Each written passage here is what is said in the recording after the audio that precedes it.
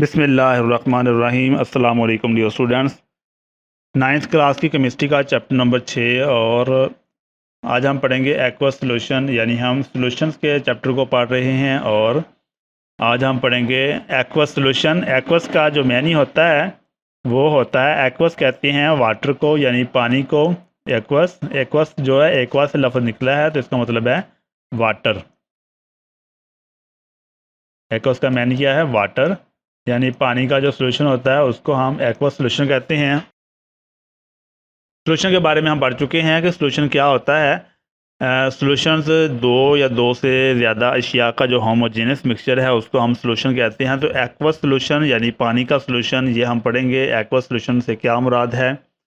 Aqueous solution यानी पानी का जो सॉल्यूशन है उसको एक्वस सॉल्यूशन कहते हैं। एक्वस मीन वाटर यानी पानी, एक्वस मीन पानी का सॉल्यूशन। ऐसा सॉल्यूशन जो किसी शय को पानी में हल करने से वजूद में आए, एक्वस सॉल्यूशन कहलाता है। ऐसा सॉल्यूशन जो किसी शय को पानी में हल करने से वजूद में आए, एक्वस सॉल्यूशन कहलाता है। तो वो सॉल्यूशन जो हम किसी चीज़ को भी पानी में हल करते हैं तो उसको एक्वस सॉल्यूशन कहते हैं, यानी पानी का जो सॉल्यूशन होता है उसको एक्वस सॉल्यूशन कहते हैं। एक्वस सॉल्यूशन में पानी हमेशा ज़्यादा मकदार में मौजूद होता है और इसे सॉल्वेंट कहा जाता है। पानी में शुगर और पानी में नमक का सॉल्यूशन एक्वस सॉल्यूशन की दो मिसालें हैं।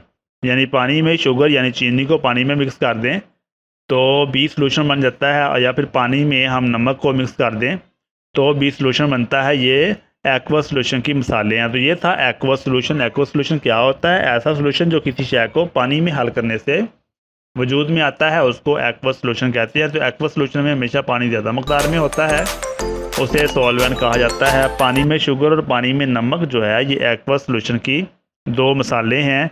यानी पानी में शुगर, यानी पानी में अगर चीनी मिक्स कर दे तो वो भी सॉल्यूशन बन जाता है। पानी में अगर नमक को मिक्स कर दिया जाए तो वो भी क्या बन जाता है? सॉल्यूशन बन जाता है। तो ये एक्वस सॉल्यूशन कहलाते हैं।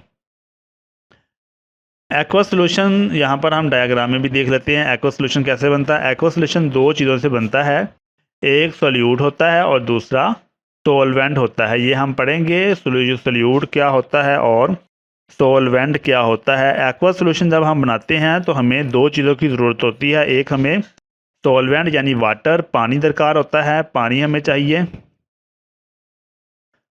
पानी। और दूसरा हमें सोल्यूट चाहिए, कोई भी सोल्यूट हो सकता है, पानी चाहिए और दूसरा हमें सोल्यूट चाहिए। ये हम शुगर भी ले सकते हैं, यहाँ पर हम चीनी भी ले सकते हैं, लेकिन यहाँ पर कॉपर सल्फेट के क्रिस्टल हैं, ये चम्मच में डाला हुआ है, सोल्यूट है। तो वाटर जो है ये बीकर के अंदर है, बीकर में वाटर है, पानी है। तो ये एक्वस सॉल्यूशन बन जाएगा। जब हम कॉपर सल्फेट को पानी के अंदर हल कर देंगे तो ये क्या बन जाएगा? एक्वस सॉल्यूशन बन जाएगा। यहाँ पर हम देख रहे हैं कि जो वाटर है ये बहुत ज़्यादा मकदार में है। वो चीज़ जो ज़्यादा मकदार में हो उसे सॉल्वेंट कहते हैं। जैसे सॉल्वेंट, पानी सॉल्वेंट है तो पानी बहुत ज़्यादा मकदार में है, तो वो चीज़ जो ज़्यादा मकदार में हो हम उसको क्या कहते हैं? सॉल्वेंट कहते हैं। और वो चीज़ जो थोड़ी मकदार में होती है, सोल्यूशन के अंदर जो चीज़ थोड़ी मकदार में होती है उसको हम सोल्यूट बोलते हैं। तो ये सोल्यूट और सॉल्वेंट जब आपस में मिलते हैं तो क्या बनता है? सोल्यूशन बन जाता है। क्या बनता है? सोल्यूशन। सोल्यूट और सॉल्वेंट जब आपस में अच्छी तरह से मिक्स हो जाते हैं, मिल जाते हैं, तो सोल्यूशन बन जाता है। सोल्यूशन, एक्वस सोल्यूशन, ये पानी का सोल्यूशन होता है। बीकर में हमने पानी ले लिया, जो चीज़ ज़्यादा मकदार में होती है, जैसे वाटर ज़्यादा मकदार में है तो इसको हम सॉल्वेंट कहते हैं। सॉल्वेंट की तारीफ भी हम इसी तरह से करते हैं कि वो चीज़ जो किसी सोल्यूशन में ज़्यादा मकदार में हो उसको सॉल्वेंट कहते हैं, और वो चीज़ जो किसी सोल्यूशन के अंदर थोड़ी मकदार में हो उसको हम सोल्यूट कहते हैं। सोल्यूट और सॉल्वेंट जब आपस में मिलते हैं तो सोल्यूशन बन जाता है। तो इस तरह एक्वस सोल्यूशन बन जाता है। हमारा सवाल ये है कि पानी को यूनिवर्सल सॉल्वेंट क्यों कहा जाता है? पानी एक यूनिवर्सल सॉल्वेंट है, क्यों? पानी को यूनिवर्सल सॉल्वेंट क्यों कहा जाता है? तो यूनिवर्सल सॉल्वेंट हम इसलिए कहते हैं क्योंकि जो पानी है या कुर्रा अर्ज़ में मौजूद अक्सर कंपाउंड इसमें हल हो जाते हैं। पानी को यूनिवर्सल सॉल्वेंट इसलिए कहा जाता है क्योंकि कुर्रा अर्ज़ में मौजूद अक्सर कंपाउंड्स इसमें क्या हो जाते हैं? हल हो जाते हैं। पानी बहुत सारे कंपाउंड्स को अपने अंदर हल करने की सलाहियत रखता है, इसलिए हम पानी को यूनिवर्सल सॉल्वेंट कहते हैं। तो पानी क्या है, एक यूनिवर्सल सॉल्वेंट है, क्योंकि पानी बहुत सारे कंपाउंड्स को, पूरा अर्थ के ऊपर बहुत सारे कंपाउंड्स को अपने अंदर हल कर लेता है, इसलिए पानी को यूनिवर्सल सॉल्वेंट कहा जाता है। सल्यूट के बारे में हम पढ़ते हैं। सल्यूट ये क्या होता है, सल्यूट हम पढ़ते हैं। सल्यूट सोल्यूशन का वजूद जो मकदार में कम हो, सोल्यूशन का वजूद जो मकदार में क्या हो, कम हो, सोल्यूट कहलाता है। सोल्यूशन का वजूद जो मकदार में कम हो सोल्यूट कहलाता है। पहले हमने डायग्राम में भी पढ़ा था, जो सोल्यूशन के अंदर जो चीज़ कम मकदार में होती है उसको हम सोल्यूट बोलते हैं। सोल्यूट जब किसी सॉल्वेंट में हल हो तो सोल्यूशन बन जाता है। सोल्यूट जब किसी सॉल्वेंट में हल होता है, सोल्यूट जब किसी सॉल्वेंट में क्या करता है, हल हो जाता है, तो सोल्यूशन बन जाता है। तो क्या बन जाता है, सोल्यूशन। यानी सोल्यूट और सॉल्वेंट जब आपस में मिल जाते हैं, हल हो जाते हैं, तो सोल्यूशन बन जाता है। मिसाल के तौर पर नमक का सोल्यूशन, मिसाल के तौर पर नमक का सोल्यूशन, इसमें नमक का सोल्यूशन जो है, इसमें नमक को पानी में हल करने से बनता है। नमक का सोल्यूशन जो है ये नमक को पानी में हल करने से बनता है।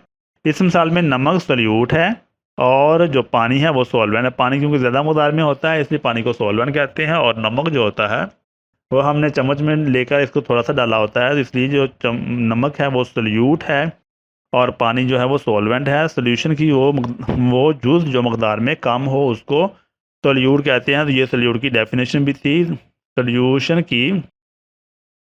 सोल्यूशन का वो जूस जो मकदार में कम हो सोल्यूट कहलाता है। तो नमक हमने कम मकदार में डाला था, तो नमक क्या है, सोल्यूट है।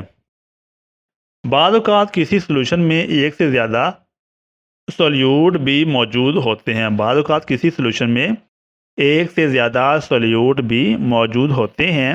मिसाल के तौर पर सॉफ्ट ड्रिंक, यानी जो बोतलें हम पीते हैं, स्प्राइट, जो कोका कोला जो होते हैं, ये सॉफ्ट ड्रिंक्स कहलाते हैं। जिसमें पेप्सी है, स्प्राइट है, ये सब क्या है, सॉफ्ट ड्रिंक्स हैं, पेप्सी, स्प्राइट। और इस तरह की बाकी जो ड्रिंक्स हैं, जो बोतलें मिलती हैं बाज़ार से, उनको हम सॉफ्ट ड्रिंक्स बोलते हैं। सॉफ्ट ड्रिंक में पानी सॉल्वेंट है, पानी क्या है, सॉल्वेंट है, जबकि दूसरे ज़दा यानी शुगर, चीनी, साल्ट और कार्बन डाइऑक्साइड ये सोल्यूट्स हैं। तो सॉफ्ट ड्रिंक्स यानी स्प्राइट, पेप्सी या फिर कोका कोला, जो भी सॉफ्ट ड्रिंक इस तरह के होते हैं, इनमें पानी जो होता है वो सॉल्वेंट होता है। पानी सॉल्वेंट के तौर पर इस्तेमाल होता है। पानी बहुत ज़्यादा मकदार में लिया जाता है, फिर उसके अंदर शुगर, साल्ट यानी नमक और कार्बन डाइऑक्साइड गैस को कार्बन डाइऑक्साइड को मिक्स किया जाता है। कार्बन डाइऑक्साइड को इसके अंदर फिर हम क्या करते हैं, मिक्स करते हैं, तो ये सॉफ्ट ड्रिंक्स वजूद में आती हैं। तो ये सोल्यूट्स हैं, शुगर, साल्ट और कार्बन डाइऑक्साइड इसमें सोल्यूट्स हैं। अब हम सॉल्वेंट के बारे में पढ़ते हैं। सॉल्वेंट पहले हमने डायग्राम में भी पढ़ा था। सॉल्वेंट वो चीज़ जो सोल्यूट में ज़्यादा मकदार में होती है उसको सॉल्वेंट कहा जाता है। सोल्यूशन के अंदर जो चीज़ ज़्यादा मकदार में होती है उसको सॉल्वेंट कहा जाता है। सोल्यूशन का वो जुज़ जो ज़्यादा मकदार में हो सॉल्वेंट कहलाता है। यानी सोल्यूशन के अंदर जो चीज़ ज़्यादा मकदार में मौजूद होती है उसको सॉल्वेंट कहा जाता है। सॉल्वेंट हमेशा सोल्यूट्स को हल कर लेता है। किसी सोल्यूशन में अगर दो या ज़्यादा अशिया मौजूद हों, अगर किसी सोल्यूशन में दो से ज़्यादा अशिया मौजूद हों तो एक शय सॉल्वेंट के तौर पर काम करती है और दूसरी अशिया सोल्यूट्स के तौर पर मौजूद होती हैं। यानी अगर सोल्यूशन में दो से ज़्यादा अशिया मौजूद हैं तो उनमें से एक शय सॉल्वेंट के तौर पर होगी और जो दूसरी अशिया हैं वो सोल्यूट्स के तौर पर मौजूद होती है। मिसाल के तौर पर जैसा कि ऊपर सॉफ्ट ड्रिंक्स के हवाले से बताया गया है कि इनमें पानी सॉल्वेंट्स है और दूसरी अशिया यानी शुगर, साल्ट्स और कार्बन डाइऑक्साइड ये सोल्यूट्स हैं। तो ये था हमारा आज का सबक, जिसमें हमने एक्वा सोल्यूशन, सॉल्वेंट और सोल्यूट और सॉल्वेंट्स के बारे में पढ़ा। उम्मीद है कि जो हमने पढ़ा है वो आपको समझ में आ गया होगा। अपना बहुत सारा ख्याल रखिएगा। अल्लाह ताला हम सबका हामी नासर हो। अल्लाह हाफिज़।